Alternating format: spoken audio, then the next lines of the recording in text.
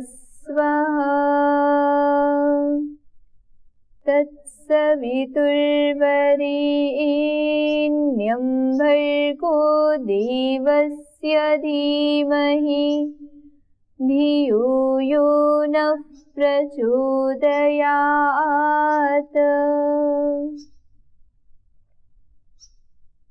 तो ईश्वर से प्रार्थना करते हुए कि वह हमारी बुद्धि को सन्मार्ग पर प्रेरित करें, इस प्रार्थना के साथ हम अपने स्वाध्याय को आगे बढ़ाते हैं। तो पिछले सत्र में हमने एक बहुत सुंदर सी पंक्ति पढ़ी थी, तो उस पंक्ति को एक बार पुनः दोहरा करके फिर आगे बढ़ते हैं। वो पंक्ति थी कि बुरे कर्मों पर क्रोध करें। क्रोध कहाँ करें? बुरे कर्मों पर। और लोभ कहाँ करें? विद्या ग्रहण करने में। और मोह कहाँ करें? सज्जनों में मोह करें। भय कहाँ करें? बुरे कर्मों से भय करें। अच्छे काम न होने पर शोक करें। और विद्यादि शुभ गुणों से आत्मा के बल को बढ़ाते जाएं और पुरुषार्थ आदि करके वीर आदि धातुओं की रक्षा से जितेंद्रिय होकर के शरीर के बल को बढ़ाते जाएं। ये बात हमने देखी थी। ये सब किसके प्रसंग में बातें आई थी कि विद्यार्थियों को आचार्य के साथ कैसा बर्ताव करना चाहिए, इस प्रसंग में ये सारी बातें आपके सामने आई थी। अब दूसरा प्रश्न आता है कि आचार्य विद्यार्थियों के साथ कैसा बर्ताव करे। हमने ये तो देख लिया कि विद्यार्थी आचार्य के साथ कैसा बर्ताव करे। साथ ही साथ अब अगला प्रश्न क्या बताया महर्षि दयानंद जी ने कि आचार्य जो हैं वो विद्यार्थी के साथ कैसा बर्ताव करें। तो सुनिए ध्यान से, क्योंकि कई बार विद्यार्थियों को लगता है कि हमारे साथ अन्याय हो रहा है, हमारे साथ पक्षपात हो रहा है, हम तो छोटे बच्चे हैं, हमको फिर भी दंड दिया जा रहा है, हमको बार बार टोका जा रहा है, हमको बार बार कहा जा रहा है ना, हमको डांट रहे हैं, हमको दंड दे रहे, आदि बहुत सारे। और ये स्वाभाविक है, आप मनुष्य हैं, आपके सामने ये बातें आएंगी ही आएंगी। आप कोई मशीन तो है नहीं कि जैसी सेटिंग कर दी वैसा हो गया। आप मनुष्य हैं, आप जीते जागते इंसान हैं, आपके अंदर चेतन है, ठीक है, चेतनता है, तो ये सब स्वाभाविक है। लेकिन इन स्वाभाविक गुणों के आने पर भी विवेकशील होना कि हम किसको अपनाएं और किसको अपने से दूर करें, ऐसा होना बहुत आवश्यक है। यदि ये बात हमें नहीं पता होगी तो हमारे जीवन में हम आगे नहीं बढ़ पाएंगे। तो अब विद्यार्थियों के बर्ताव को बताने के बाद आचार्यों को विद्यार्थी के साथ कैसा बर्ताव करना चाहिए, इसके विषय में महर्षि जी बता रहे हैं। वो कहते हैं जिस प्रकार से, अर्थात जो करने से, जैसी शिक्षा करने से, जैसा व्यवहार करने से विद्यार्थी विद्वान बने, ऐसा व्यवहार आचार्य को करना चाहिए। आचार्य के किस व्यवहार से विद्यार्थी विद्वान बनेंगे? अच्छी प्रकार से पढ़ाने से, अच्छी प्रकार से उसको विद्या ग्रहण कराने से तभी विद्वान बनेंगे। खाली क्लास में बैठ करके टाइम पास करते रहने से तो विद्यार्थी विद्वान नहीं बनेंगे ना। प्रश्न प्रतिप्रश्न करने से, अन्वेषण में उनकी रुचि बढ़ाने से, उनका ज्ञान के प्रति आकर्षण हो ऐसे क्रियाकलापों के कराने से, है ना, तो तभी विद्वान बन सकते हैं। तब महर्षि दयानंद जी कह रहे हैं कि विद्यार्थी जिस भी क्रिया से विद्वान बन सके, जिन जिन क्रियाओं से उनके अंदर विद्वत्ता उपज सके, ऐसे सब कार्य आचार्य को करने चाहिए। ऐसा व्यवहार आचार्य को अपने शिष्य के साथ करना चाहिए। दूसरा, जिस प्रकार से, जो करने से विद्यार्थी सुशील बन सके। शील कहते हैं स्वभाव को, और सुशील मतलब सुंदर स्वभाव वाले। ऐसा आचरण, जिस आचरण से विद्यार्थी अच्छे स्वभाव वाले बने, ऐसी शिक्षा आचार्य को देनी चाहिए। वैष्णवी जी, ऐसी शिक्षा देनी चाहिए कि नहीं देनी चाहिए? तो ऐसी शिक्षा विद्यार्थियों को देनी चाहिए जिससे विद्यार्थी अच्छे स्वभाव वाले बने। फिर निरभिमानी, कैसी शिक्षा देनी चाहिए आचार्य को विद्यार्थियों के लिए? जिससे कि विद्यार्थी निरभिमानी बने। उन्हें बताना चाहिए कि अभिमान करने से व्यक्ति जो है वो नष्ट हो जाता है। स्वाभिमान तो होना चाहिए पर अभिमान बिल्कुल भी नहीं होना चाहिए, जिससे कि विद्यार्थी निरभिमानी बने, ऐसी शिक्षा देनी चाहिए। फिर विद्यार्थी सत्यवादी बने, ऐसी शिक्षा देनी चाहिए। ऐसे इतिहास के प्रसंग सुनाने चाहिए। ऐसे जो जितने भी कथानक आते हैं जिनसे कि विद्यार्थियों के मन में सत्य का बोध और सत्य की महत्ता का बोध हो सके, ऐसे प्रसंग कथानक आदि सुनाने चाहिए। ठीक है, जिससे विद्यार्थी सत्यवादी बन सके। अगली बात कहते हैं कि धर्मात्मा। अध्यापक को कैसी शिक्षा देनी चाहिए जिससे विद्यार्थी धर्मात्मा बन सके और आस्तिक बन सके और निरालस्य रह करके उद्योगी बन सके। ऐसी शिक्षा देनी चाहिए कि जिससे आलसी बन सके? नहीं ना। कैसी शिक्षा देनी चाहिए? जिससे विद्यार्थी आलसी नहीं बने अपितु उद्योगी बने। फिर कह रहे हैं कि आचार्य को ऐसी शिक्षा देनी चाहिए जिससे विद्यार्थी परोपकारी बने, वीर बने, धीर बने, गंभीर बने, पवित्र आचरण करे, शांति युक्त हो, दमनशील हो, जितेंद्रिय हो, ऋजु रहे अर्थात सरल रहे, प्रसन्न वदन होकर माता पिता आचार्य अतिथि बंधु मित्र राजा आदि के प्रियकारी हों। तो ये सारी बातें बताई। तो वो सब कार्य आचार्य को करना चाहिए जो विद्यार्थी के अंदर इन गुणों को बढ़ाने के लिए अनुकूल हो, सहायक हो। वो सब कार्य आचार्य के द्वारा करने चाहिए। फिर जब किसी से बातचीत करें तब जो जो शब्द उनके मुख से अक्षर पद वाक्य निकले उनको शांत होकर सुने और प्रत्युत्तर करें।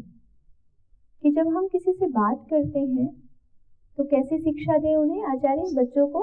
कि जब हम किसी से बात करते हैं तो सामने वाले की बात को अक्षरशः वाक्यशः आशय परिस्थिति आदि को समझ करके ध्यान से सुने और फिर सुन करके समझ करके फिर प्रत्युत्तर दें। ऐसे ही नहीं आधी बात हुई और वहीं गुस्सा करना शुरू कर दिया या प्रत्युत्तर देना शुरू कर दिया, ऐसा नहीं करना, बल्कि सामने वाले की बात को ध्यानपूर्वक सुने, सुन करके उसको समझे, समझ करके उसका प्रत्युत्तर दें। ठीक है। फिर कहते हैं जब कोई बुरी चेष्टा करे, मलिनता करे, मैले वस्त्र धारण करे, बैठने उठने में विपरीत आचरण करे, निंदा ईर्ष्या द्रोह विवाद लड़ाई बखेड़ा चुगली, किसी पर भी मिथ्या दोष लगाना, चोरी जारी अनभ्यास आलस्य, अति निद्रा अति भोजन अति जागरण, व्यर्थ खेलना, इधर उधर अट्ट सट्ट मारना व विषय सेवन, बुरे व्यवहारों की कथा करना व सुनना, दुष्टों के संग बैठना आदि दुष्ट व्यवहार करें तो उनको यथा अपराध कठिन दंड देवे। आचार्य के लिए क्या बताया कि यदि कोई विद्यार्थी बुरी चेष्टा करे तो उसको कठिन दंड देवे, यथा अपराध, जैसे उसने अपराध किया है उसके अनुसार उसको दंड दें। क्यों दंड दें? ताकि वह अपराध दोबारा ना करे। जितनी बार अपराध करेगा उतनी बार संस्कार बन जाएगा, जितना अधिक गहरा संस्कार होगा उतनी बार और अधिक वह अपराध करेगा, फिर अंततोगत्वा वह बहुत बड़ा भी अपराधी बन सकता है। इसलिए कह रहे हैं कि जब भी कोई विद्यार्थी बुरी चेष्टा करे तो उन्हें यथा अपराध दंड दें। और क्या क्या करने पर दंड देने के लिए कहा है कि जब कोई मैले वस्त्र धारण करे, जब मलिनता रखे, गंदगी रखे, मैले वस्त्र धारण करे, अपने वस्त्रों को स्वच्छ ना रखे, अपने शरीर को स्वच्छ ना रखे, अपने परिवेश को स्वच्छ ना रखे, अपने बैठने उठने के स्थान को, शैया को, वस्त्रों को, अपने कक्ष को यदि स्वच्छ न रखे तो उसको फिर दंड देना चाहिए। और बैठने उठने में विपरीत आचरण करे, कहाँ बैठना है, कहाँ उठना है, कैसे बैठना है, कैसे उठना है, किसी बड़े के आ जाने पर उसका आदर सम्मान करना है, उठ करके अपने स्थान से खड़े होना है, अपने से बड़ों को ऊंचा आसन देना है, स्वयं नीचे आसन पे बैठना है, आदि आदि जो एक सामान्य व्यवहार है उन व्यवहारों से विपरीत यदि कोई विद्यार्थी आचरण करता है तो आचार्य को चाहिए कि उसे समझाए बुझाए और यथापराध दंड दे। फिर निंदा करे, यदि कोई किसी की निंदा करता है तो उसे कठिन दंड दें, ऐसा बता रहे हैं। यानी कि निंदा का ये घोर विरोध कर रहे हैं, कह रहे हैं निंदा नहीं करनी चाहिए, ईर्ष्या नहीं करनी चाहिए। ईर्ष्या करे तो भी, द्रोह करे, विवाद करे, लड़ाई बखेड़ा करे, चुगली करे और किसी पर मिथ्या दोष लगाए, किसी ने कोई गलती नहीं की है फिर भी उससे बदला निकालने के लिए, उसको नीचा दिखाने के लिए झूठा आरोप लगाए तो, और चोरी जारी करे, यदि कोई विद्यार्थी यदि किसी की वस्तु को बिना पूछे उठा ले, या अनभ्यास करे, अनभ्यास अर्थात जो विद्या पढ़ाई गई है उसका अभ्यास न करे, किसी का जो विद्या पढ़ाई गई है उसको छोड़ दे कि ये तो क्लास में पढ़ा दिया था, इसको दोबारा पढ़ के क्या करना है, इसे ही कहते हैं अनभ्यास। जैसे आपको शास्त्र याद कराते हैं ना, फिर हम कहते हैं कि इसकी आवृत्ति करें, तो आवृत्ति है अभ्यास, और आवृत्ति का ना करना ये क्या है, अनभ्यास। तो महर्षि कह रहे हैं कि जब अब अनभ्यास करे यानी कि अभ्यास ना करे और आलस्य करे, अति निद्रा करे, जितनी निद्रा आवश्यक नहीं है उतनी भी निद्रा करे। अब 6 घंटा सोना आवश्यक है, चलो 7 घंटा सो लिया, कोई बालक है छोटा है, लेकिन 12-12 घंटे कोई सोता रहे, जब मन आए तब सोता रहे, तो उसको कठिन दंड दें।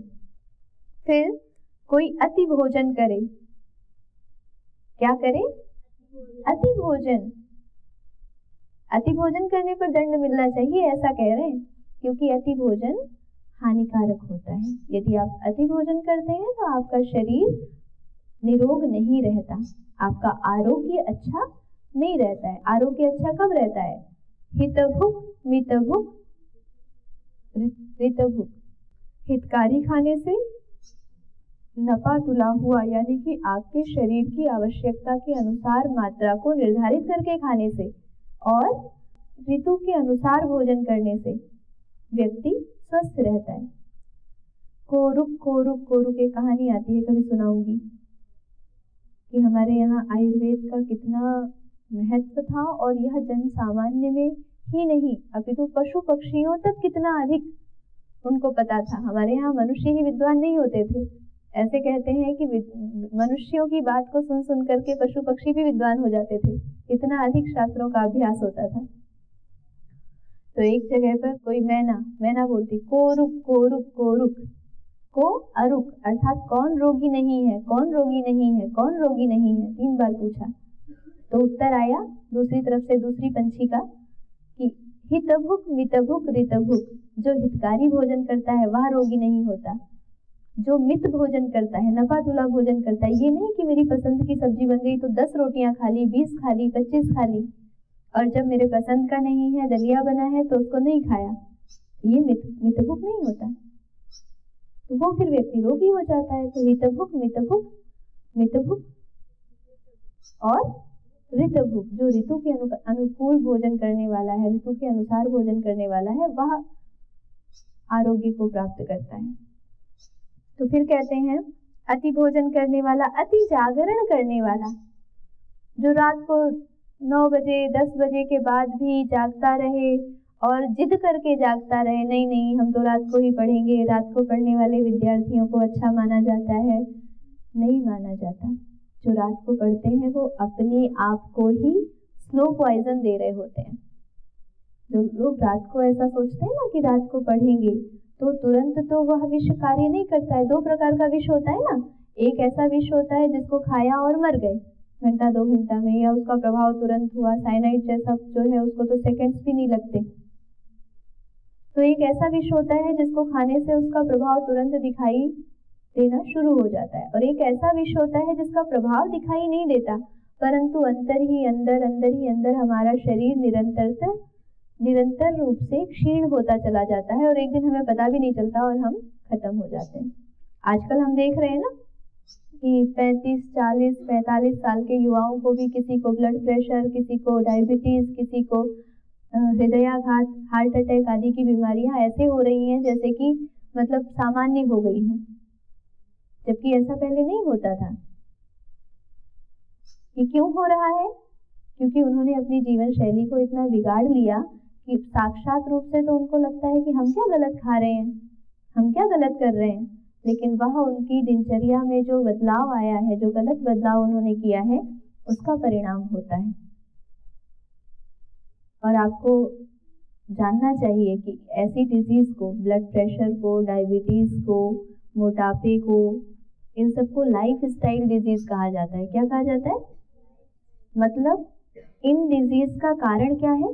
लाइफ स्टाइल, जीवन जीने की शैली में बदलाव आने के कारण जो रोग होते हैं उनको कहा जाता है लाइफ स्टाइल डिजीज। तो इसका मतलब क्या हुआ? लाइफ स्टाइल बदल दो, रोग भी खत्म हो जाएंगे।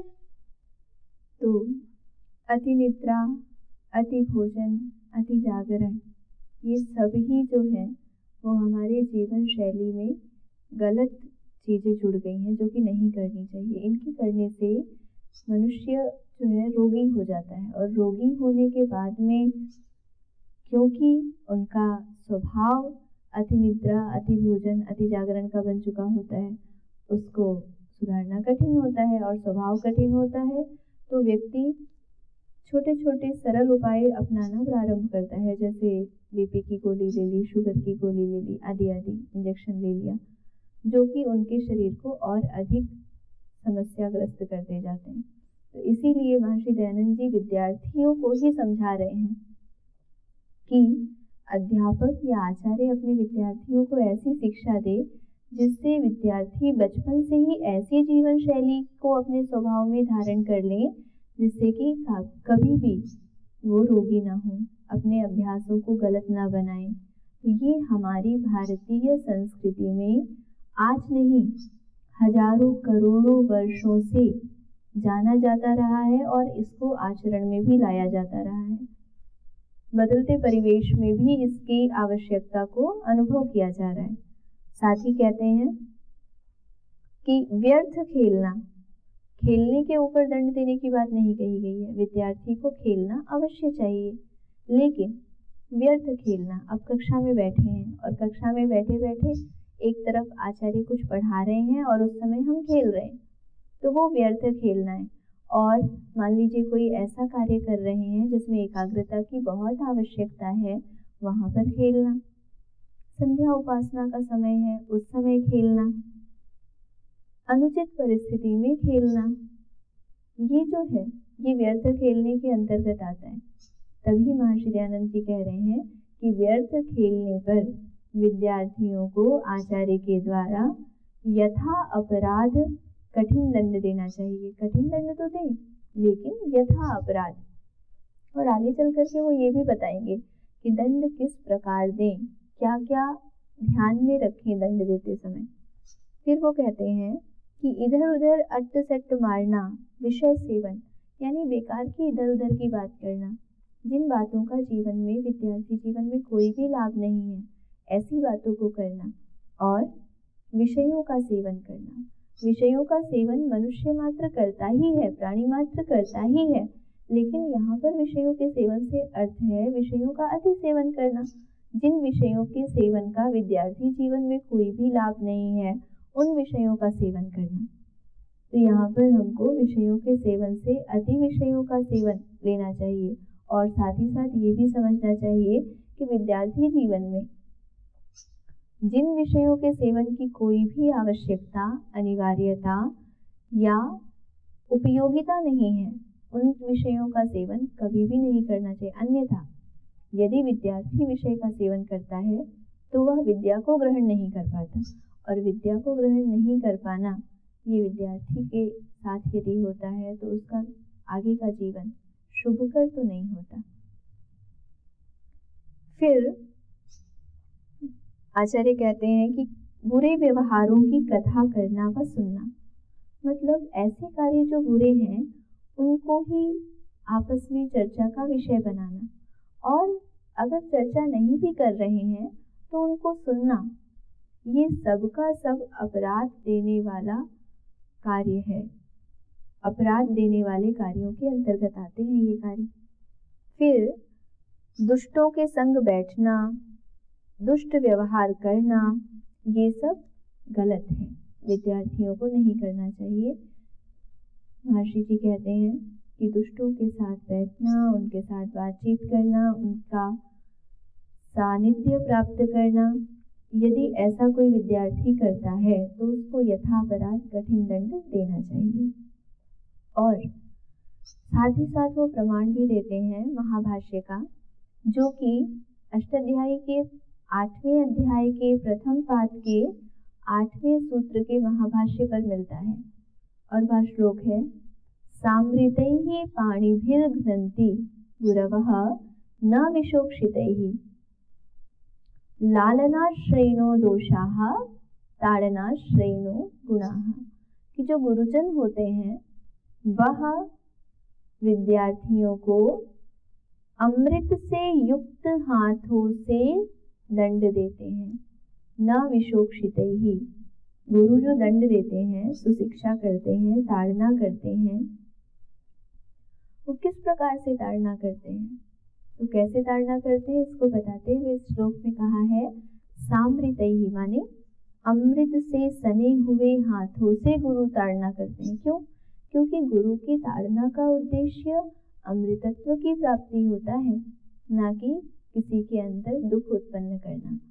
तो सामृतैः पाणिभिर्घ्नन्ति गुरवः, गुरुजन जो होते हैं, न विशोक्षितैः, विष से सने हुए हाथों से ताड़ना नहीं करते, यानी कि उनके प्रति दुर्भावना से युक्त होकर के दुख देने की इच्छा से ताड़ना नहीं करते, परेशान करने की इच्छा से ताड़ना नहीं करते, अपितु उनके मन में विद्यार्थियों के अंदर शुभ गुणों के आधान को ध्यान में रखते हुए वह ताड़ना करते हैं। उनके अंदर ये भावना होती है कि हम अपने विद्यार्थियों को किसी भी प्रकार, जिस प्रकार से संभव हो सके, शुभ गुणों से युक्त करें। तो ऐसी भावना से युक्त होकर के आचार्य अपने शिष्यों की ताड़ना करते हैं। और क्यों करते हैं? क्योंकि लालनाश्रयिणो दोषाः, दोष जो होते हैं ना मनुष्य के जीवन में, उनको लालन के आश्रित होते हैं। अर्थात जब जब व्यक्ति की लालना की जाती है, बहुत अधिक लाड़ पुचकार किया जाता है, उसके दोषों पर पर्दा डाल दिया जाता है, उसको ऐसी ऐसी बातें कह करके कि अभी तो छोटा है, तो मेरा अकेला है, बेटा है, बेटी है, लाडली है, इसको हम दंड नहीं दे सकते, इनको हम सुधार नहीं सकते, हमारे पास तो बहुत सारा सुख सामर्थ्य है, इनको कुछ भी कठिनाई नहीं होने दे सकते, या इनको आवश्यकता ही क्या है पुरुषार्थ करने की, आदि आदि बातों से जब हम लाड़ प्यार करते हैं, प्रेम करने को मना नहीं किया है, लालना करने को मना किया है। बालक जब छोटा होता है, शिशु होता है, तो लाड़ प्यार करना उचित है, परंतु जिस अवस्था में विद्यार्थी को संस्कार देने हैं, विद्यार्थी के अंदर शुभ गुणों का आधान करना है, यदि उसी अवस्था में हम लालन का आश्रय करें तो दोषों का उद्भावित होना संभावित ही नहीं, अवश्यंभावी है। जरूर दोष उत्पन्न होंगे, ऐसा हो ही नहीं सकता कि दोष उत्पन्न ना हो। और गुणाः ताडनाश्रयिणः भवन्ति, गुण जो है, शुभ जो है, संस्कार जो है, वो मनुष्य के अंदर, विद्यार्थी के अंदर ताड़ना के आश्रय से आते हैं। जब कोई विद्यार्थी गलत कार्य करता है तो आचार्य उसकी ताड़ना करते हैं या उसको समझाते हैं, नहीं समझता है तो उसको दंड भी देते हैं, हल्के दंड से नहीं समझता है तो थोड़ा और कठोर दंड देते हैं। तो उससे विद्यार्थी के मन में एक संस्कार उत्पन्न होता है कि हमें बुरे कार्य नहीं करने हैं। अब एक अवस्था में वो भय के कारण से वह संस्कार बनता है कि यदि हम गलत कार्य करेंगे तो हमको दंड मिलेगा। जैसे जैसे विद्यार्थी की बुद्धि विकसित होती है, वैसे वैसे उसे सही और गलत का ज्ञान होने लग जाता है। उसे ये पता चलता है कि मुझे अगर गलत काम मैं करता हूँ तो उसका क्या लाभ मिलेगा, उसका क्या प्रतिफल मिलेगा। अगर मैं कोई अच्छा कार्य करता हूँ तो उसका प्रतिफल मुझे किस फल के रूप में मिलेगा, क्या परिणाम मिलेगा। तो वह थोड़ा समझदार हो जाता है और उसके दंड की प्रकृति बदल जाती है। तो ये सब आचार्य के विवेक पर निर्भर करता है, परंतु दंड नहीं देना चाहिए ये बिल्कुल गलत बात है। दंड नहीं देंगे तो विद्यार्थी के अंदर जो गुण होने चाहिए वो गुण ना हो करके दोष जो है स्थान बना लेंगे। इसीलिए जितना लालन करना है उतना ही उनके लिए बिगाड़ है। अर्थात विद्यार्थी की अवस्था में यदि बहुत अधिक लालन किया जाता है तो वह बिगाड़ना है, वो बनाना नहीं है।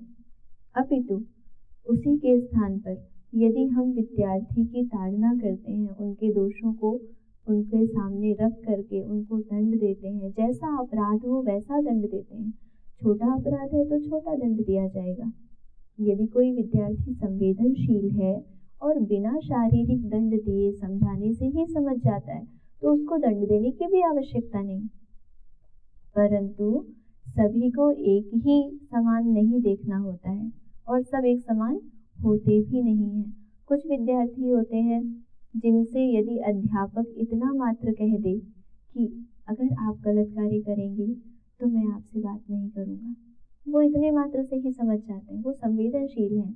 और कुछ विद्यार्थी ऐसे होते हैं जो चाहते हैं कि अच्छी बात है कि आप हमसे बात ना करें, हमारा तो कार्य और सुलभ हो जाएगा। उनके लिए ये संवेदनशीलता का व्यवहार नहीं करना, अपितु उनके लिए यथा अपराध यथा योग्य दंड दे करके उनको सुधारना ही अध्यापक का कर्तव्य भी है, अध्यापक का उत्तरदायित्व भी है। तो आचार्य कहते हैं दंड तो दीजिए, लेकिन परंतु ऐसी ताड़ना न करें जिससे अंग भंग व मर्म में लगने से विद्यार्थी व लड़के लड़की लोग व्यथा को प्राप्त हो जाए। महर्षि दयानंद जी कहते हैं दंड तो दीजिए पर ऐसी दंड व्यवस्था नहीं होनी चाहिए या ऐसी ताड़ना ना करें जिससे कि अंग भंग हो जाए, यानी कि हाथ टूट जाए, पांव टूट जाए, ऐसे कोई अंग भंग हो जाए, ऐसी ताड़ना ना करें। इतनी ताड़ना करें जिससे कि विद्यार्थी का अनुभव हो, ये अनुभव हो कि यदि मैं गलत कार्य करूँगा तो मुझे इस प्रकार से दंडित किया जाएगा, मुझे पीड़ा होगी। और ऐसे दंड ना दें जिससे कि विद्यार्थी के मर्म पे लग जाए। हमारे शरीर में कुछ ऐसे स्थान होते हैं जिनमें थोड़ा सा भी आघात यदि लग जाता है तो व्यक्ति मृत्यु तक को प्राप्त हो सकता है। तो ऐसे मर्म स्थानों पर आघात ना करें। अन्य यथा अपराध विवेक से युक्त होकर के शुभ गुणों की वृद्धि के लिए यथा योग्य दंड अवश्य दें। तो ये महर्षि दयानंद जी का कथन हमने देखा और उन्होंने हमें बताया कि आचार्य को विद्यार्थियों के साथ किस प्रकार से व्यवहार करना चाहिए। आगे की चर्चा हम आगे के सत्र में करेंगे। ओम शांति शांति शांति।